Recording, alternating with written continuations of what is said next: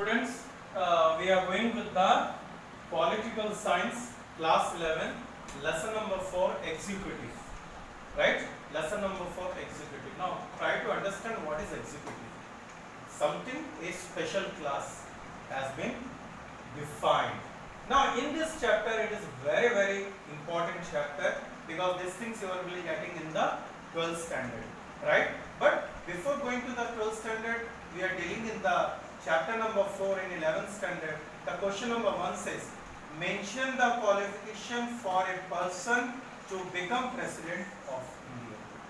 Now, do not forget, before also I have told you, president is the first person of India, first citizenship of India is the president.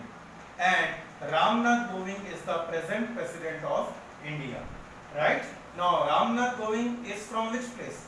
Ramnath Kovind is from Uttar Pradesh, and this is 1 mark question they have asked, and he has been appointed from Maharashtra, right? And earlier RSS member.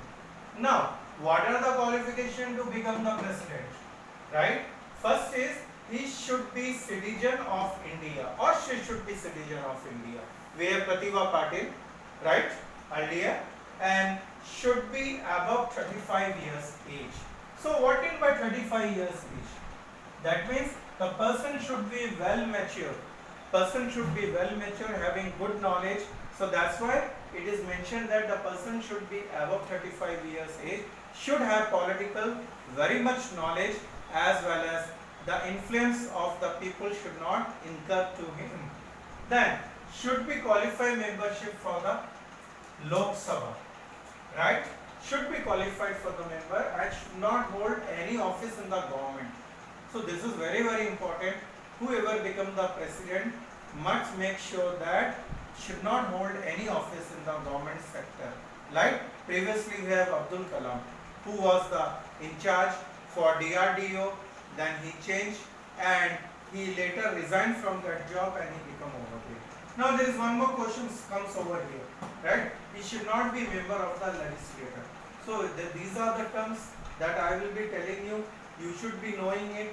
You should understand the concept that again I tell, president is the first citizenship in India we follow. Okay? And when we talking of America, president having the most valuable type of power in America, right? You have Donald Trump over there. Now again there is election in the month of June after 5 years. Now here I didn't mention some of the things. Do not forget, president is elected for 5 years. Right? So put it in your brain, 1 mark question, president will be elected for the 5 years.